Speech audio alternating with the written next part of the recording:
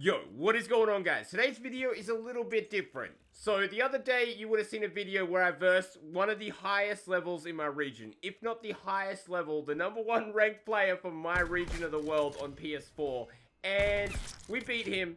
But then the next game he ended up being on our team, so we decided to analyze him and his gameplay. And it turned out to be a really good example of why level doesn't mean skill. But then I got the idea to also analyze somebody that has the highest score per minute in my region for SND, and a lot of the other game modes as well. These sort of videos I've done in the past, and they're a really good way of helping people improve. Also, I hope you guys paid attention to that gameplay, because we got the 5-man ace without missing a single bullet. That was such a clean clip. Anyway, I hope you guys enjoy today's video.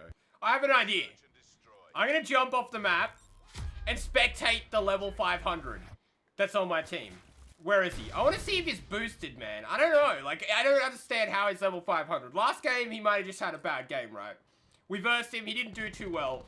This might be a video I post tomorrow as well. We're going to analyze a random with the level 500 and see what he can do differently. Lacquer on the other team picks up a triple kill. Goonster takes him out. He's now in a 1v3 situation. Deciding to back up into spawn here. A good decision because he's probably going to get overwhelmed in the middle of the map. His best bet would be picking off the enemies one by one. He does have a suppressor, so that would be good for like picking them off. I'd rush this guy right now. If this is me, I'd rush him. That was sort of a bad play out of Goonstar. He just stayed on a head glitch, let that enemy regen, and now he's surrounded. I don't know, I feel like as soon as you get an enemy one-shot in this game, push them, kill them immediately. Don't give them time to fully heal up. Zeus, but, put on your mic.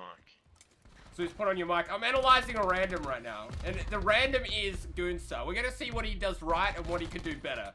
Last game we played, we beat him. But this game, I decided, let's analyze the random. I'm probably gonna make this its own video. I'm just gonna jump off the edge every round to analyze this random. Where is he? Goonstar.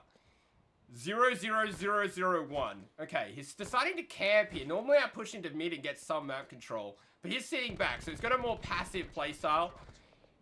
He probably doesn't play much S&D because I haven't run into him before, so I'm assuming he doesn't know the rush routes, but he's given up mid map control, so the other team is picking off our team. Mid map control is huge if you want to win on this game, on this map.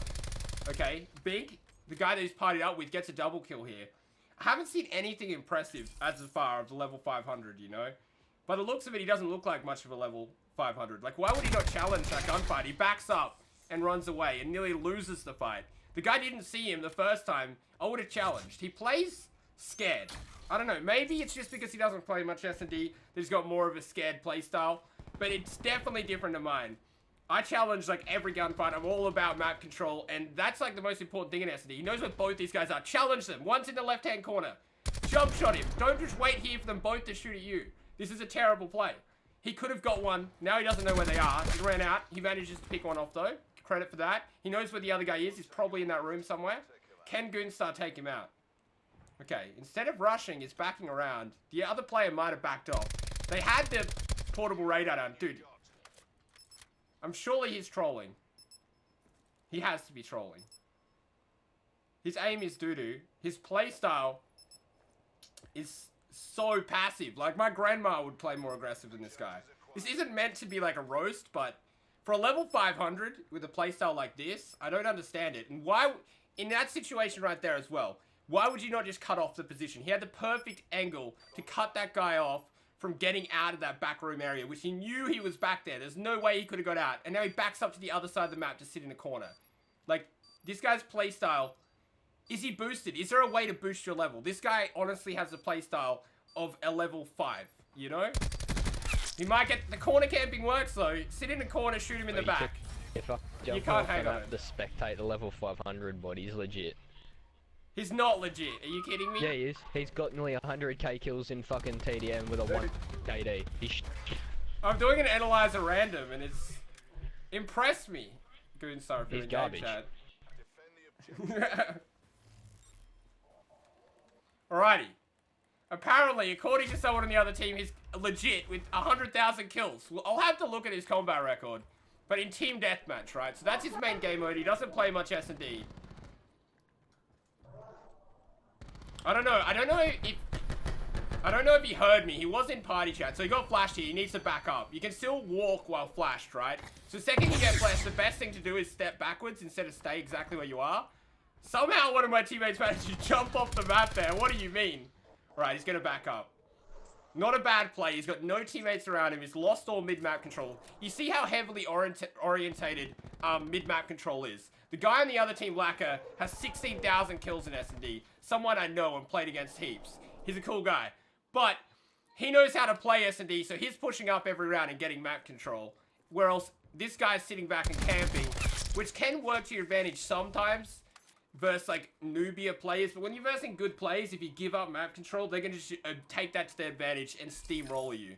And I know I'm not helping the team much here by jumping off, but we do have a lot of tryhards on our team. I'd back off. That was it. That was a bad play out of the Prestige Master level 522. As soon as you start losing the gunfight, like he wasn't ready for that guy, he should have, instead of trying to challenge, run away in that situation. He had a little area of rock that he could have got behind right there and cut off the angle. Fucking he doesn't boost. He's just shit. Oh my, the other team's not very nice to this guy. I've got nothing against him. His playstyle just sort of frustrates me for someone with so much experience, right? Playtime doesn't... Prestige doesn't equal skill, right? That's like one of the biggest things, right? A Prestige 1 could be better than a Prestige 500. And he unfortunately loses that gunfight. There's nothing much he could have done there. The guy just hit a good snipe on him. He had first shots. The guy just literally hit a good snipe. There's nothing I can, like, fault him for in that engagement. Now, I would feel bad for jumping off the map because I am sort of costing my team. But at the same time, I just want to analyze this guy. Obviously, our team could be doing a lot better if I was spawning in.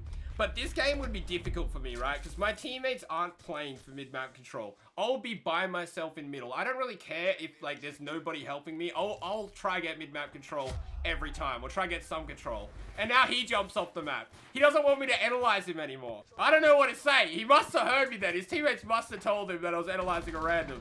So I've seen one of them in game chat. I shouldn't have said anything, man. Alrighty, so now we are in a game with Maitland Mauler. He's on our team. It is time to analyze somebody that has the highest score per minute. So this gameplay is going to be very different from our last one. Somebody that knows exactly what they're doing and seeing what he does right and what he does wrong. There's going to be a lot of time, I reckon, that we're going to understand what he's exactly doing here. So he sees no one at B bomb site, so he's going to sprint straight through. The key to having a high score per minute is always tryharding, using the best guns in the game, and playing hyper aggressive, but most importantly, being insanely good at the game. So that is what he's going to try to prove to us here. Now, he's seen our team has died, so he's backing up here to B, gets in a gunfight and loses it because he got double teamed. So right off the bat there, he's getting the peen. There's not much he could do in that situation. Two opponents coming from different directions at the same time. One thing that might have paid off in being less aggressive, right? He knew they were flanking around. He could have waited on a head glitch, been a little bit more patient, especially because he's last alive. He didn't need to be so aggressive. So it's like one thing we can pick on him there for. And we took no damage from that. I really want to spectate this guy up to start the round.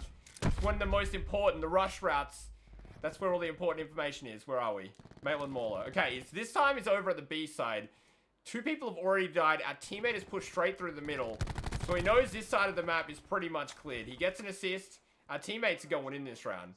Yeah, right. One guy left is probably in that brown building right there. We just seen the skull come up. So he's going to try and get over there and probably clean up the kill. He's literally in our spawn. Maitland picks him up. Okay, so far, we've one run round, we've lost one round. We haven't really got a good chance of spectating him in battle, in engagements, and really pick on him at all about anything just yet. But hopefully that change. I'm hoping he makes like a few mistakes, because everyone makes mistakes. Me, everybody. You know, it does happen. Hopefully this round's a little better. You can't take damage instantly off the round. You're like sort of spawn protected from yourself, which is funny. Alrighty. Who are we spectating? Maitland Mauler. He's changed up his class now. He has a Sorg.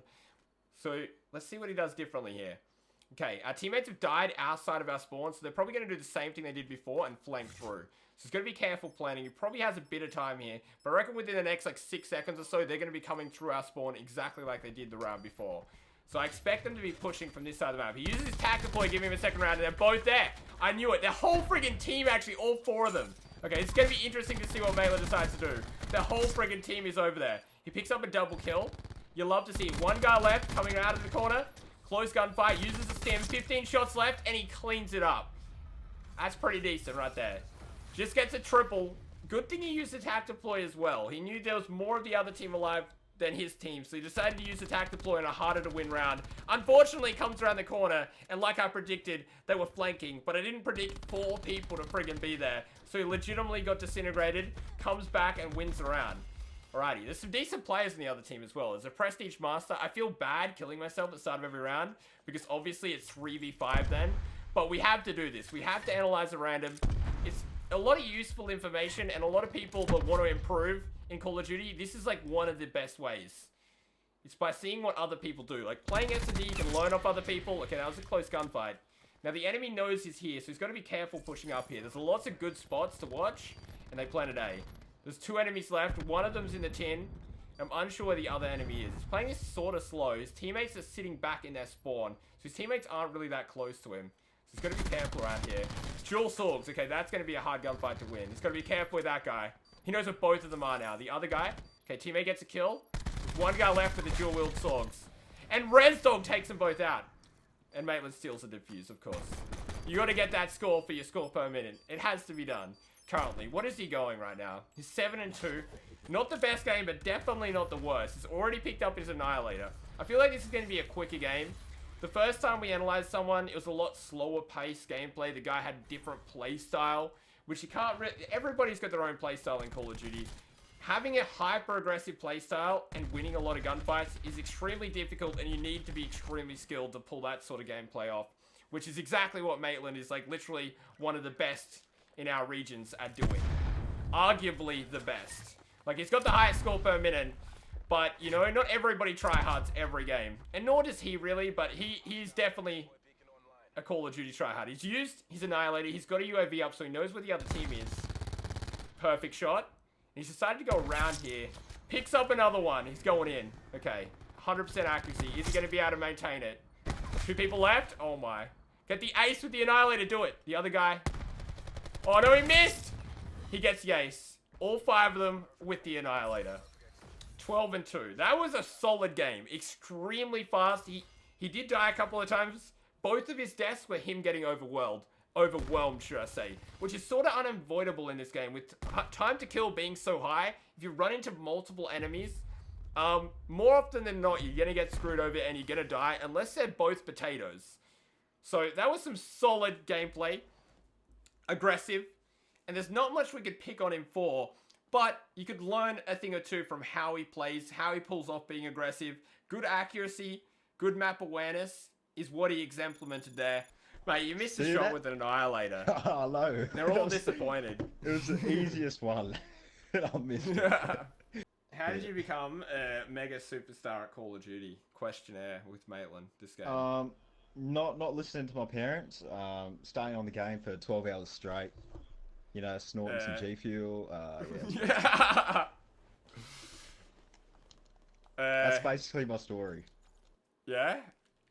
You know some people are going to take that seriously and believe that? Don't believe it. I'm only joking. So I thought I would close this video out by explaining something. Tryharding the Call of Duty, getting good at Call of Duty is all well and good, but at the end of the day, the sweatiest players tend to have the least fun. Have a bit of fun, screw around, don't take everything so seriously, and you'll have a lot more fun on Call of Duty. But improving is always a good thing too. If you're new around here, don't forget to subscribe. We're on the road to 500k. Peace out, bros.